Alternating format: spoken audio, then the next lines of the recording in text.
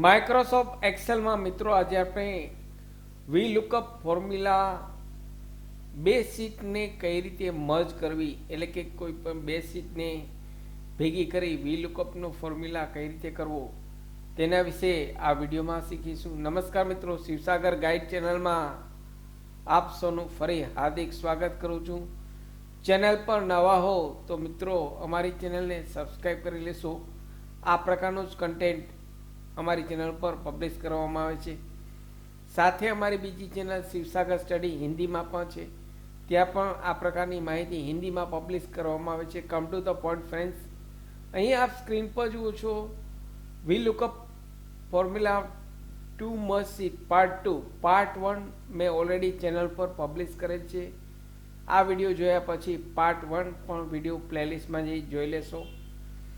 અહીં શીટ 1માં employee ID type કરે છે, second column name of employee, column 1, column 2, column 3 આપેલ છે. હવે શીટ 2ની અંદર જઈએ તો અહીં શીટ 2માં પણ કોલમ 1, કોલમ 2, એમ્પ્લોય નેમ અને સીટી ટાઈપ કરે છે. તો અહીં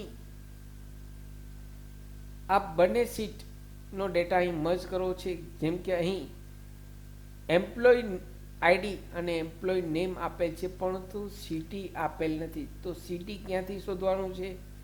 શીટ 2માંથી શોધવાનું છે.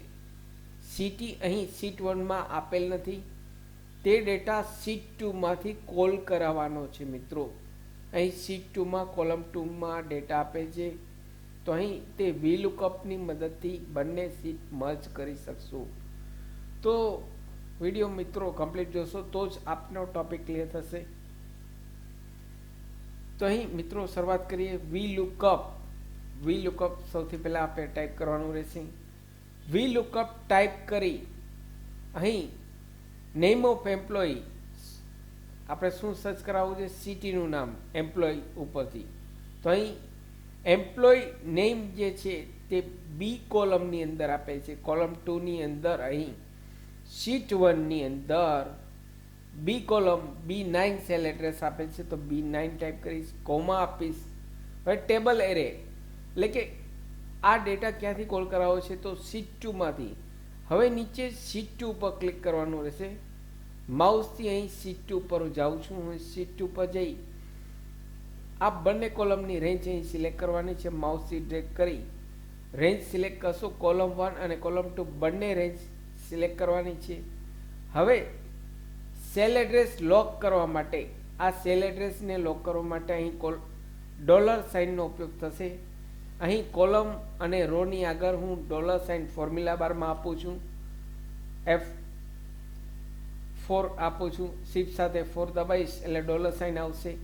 ડોલરનો શું ઉપયોગ છે તેનો વિડીયો પણ મેં ઓલરેડી ચેનલ પર પબ્લિશ કરેલ છે, તો આ વિડીયો જોયા પછી જોઈ લેશો મિત્રો. અહીં ડોલર સાઇનથી તમામ વસ્તુ લોક લાગી ગઈ, ફિક્સ થઈ ગઈ. હવે કોમા. હવે અહીં શીટ 2માં 2 નંબરનું કોલમ છે. 2 નંબરનું કોલમ, અહીં કોલમ કેટલા નંબરનું? 2 નંબરનું કોલમમાં આપણે સીટી શોધાવવું છે, તો અહીં કોલમ 2.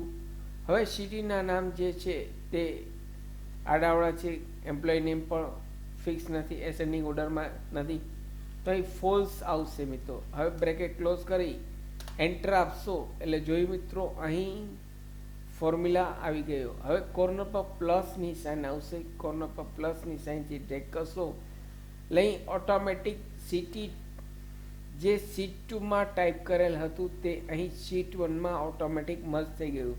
હવે મિત્રો અહીં જોશો તો 56 રૂપેશ અમદાવાદ, તો અહીં રૂપેશ અહીં જોશું તો રૂપેશ અહીં અમદાવાદ છે.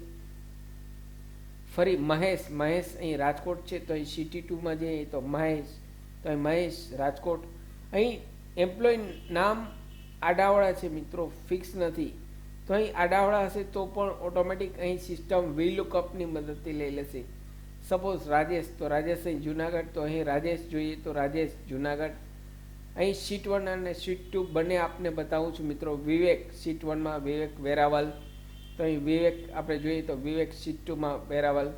તો આ રીતે વીલુકઅપનો મિત્રો ઉપયોગ કરી શકો છો. અહીં F2 ની કીની મદદથી આપ સ્ક્રીન પર જુઓ છો VLOOKUP B9 લેવાનું છે, ત્યારબાદ શીટ 2 એટલે કે શીટ 2 પર ક્લિક કરવાનું છે, ત્યારબાદ $સાઇન બંનેમાં અહીં $સાઇન આપવાની છે, કોલમની આગળ $સાઇન, રોની આગળ $સાઇન, કોલમની આગળ $સાઇન, રોની આગળ $સાઇન, ત્યારબાદ કેટલામું કોલમ તો કે સેકન્ડ કોલમ ફોલ્સ કરી એન્ટર આપશો એટલે આ રીતે મિત્રો VLOOKUPનો બંને શીટ મર્જ કરી શકશો. સાથે મિત્રો અમારી ચેનલ પર આપને યુઝફુલ થાય તેવા ઘણા બધા વિડીયોના પ્લેલિસ્ટ અવેલેબલ છે, જેમ કે વર્ડ, એક્સેલ, ટેલી, પાવરપોઈન્ટ, સરકારી ભરતીની માહિતી, આરટી રાઇટ ટુ એજ્યુકેશન મફત શિક્ષણના પહેલા ધોરણના ફોર્મની માહિતી, કેન્દ્રીય વિદ્યાલય એડમિશનના ફોર્મની માહિતી, ડિજિટલ ગુજરાત સ્કોલરશીપની માહિતી તમામ વિડીયો પ્લેલિસ્ટમાં અવેલેબલ છે. આપ જો નવા હો તો મિત્રો અમારી ચેનલને સબસ્ક્રાઈબ કરવાનું ભૂલશો નહીં. ફરી મળું છું નવા વિડીયોમાં નવા ટોપિક સાથે. ત્યાં સુધી મિત્રો જય હિન્દ, જય ભારત.